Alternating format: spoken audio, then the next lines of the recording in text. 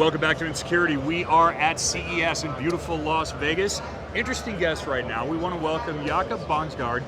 You are with a company called ERTICO, and I think maybe in the States people may not be as familiar with that, so I'm just going to let you tell the world exactly what you do. Well, in ERTICO, we are taking care of the ecosystem of ITS organizations working on making our mobility smarter, cleaner, and safer in Europe. We are quite similar to the ITS America organization. We work closely with the US through ITS America. But we are focusing on our 120 partners that are operating in Europe, in the European region. And what we do is we are looking at how can we use the technologies to make our everyday life more simpler, make it safer, more efficient. Yeah. I think it's interesting you first describe it as safer, more secure, and cleaner, which say that for the ugly Americans, that usually is not as included as high up the stack. How much do things like emissions, as we look at electric cars, autonomous vehicles, how much does that come into play for what you do? Electrification is moving very fast at the moment, and that will really have an impact on the charging grid. It will have an impact on the infrastructure. We need the adequate infrastructure. We need interoperability in the infrastructure, in the charging, for people to feel safe to move from a petrol to an electric vehicle. And that is something we work on, interoperability in Europe. We are dealing with 28, soon 27 countries, and we need to make that right for the users, that they can move across borders and still have a service for the charging. Is it a nightmare having that many different countries, or does it seem like it's coalesced, I won't say easily, but it is starting to be a solid unit?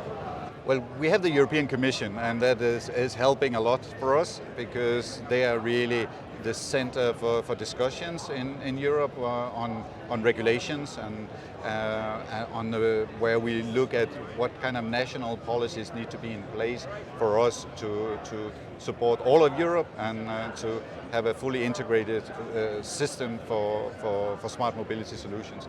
So it doesn't help much to develop local services. We really need to develop regional and international services before we get the scale that makes it profitable for the operators.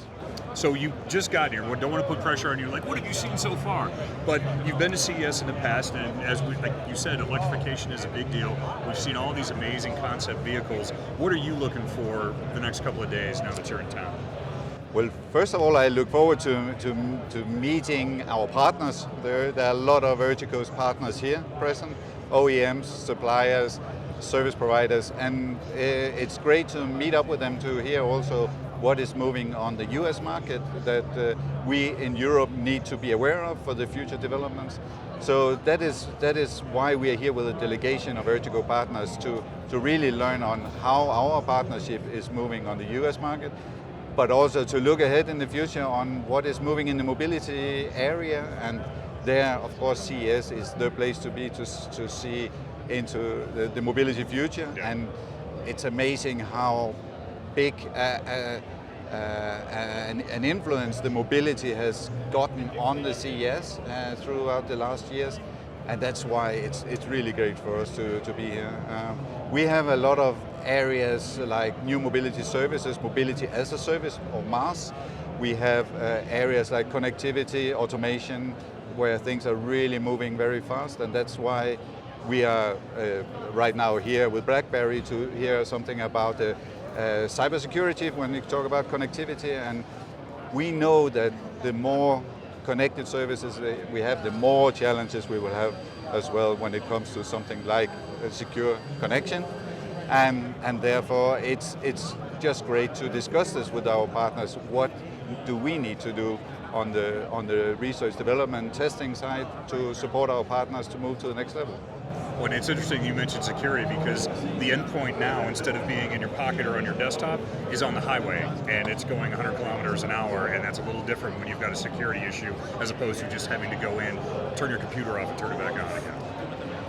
I think the expectations from the users are quite high, because they have seen a fast shift within some consumables. When you talk about music, movies and so on, we have seen a rapid change into a fully digitalized service, and they are expecting us in the mobility sector to do something similar. But we are, as you say, acting with quite some safety hazards when it comes to speed, when it comes to driving vehicles on the roads and in mixed traffic, for instance.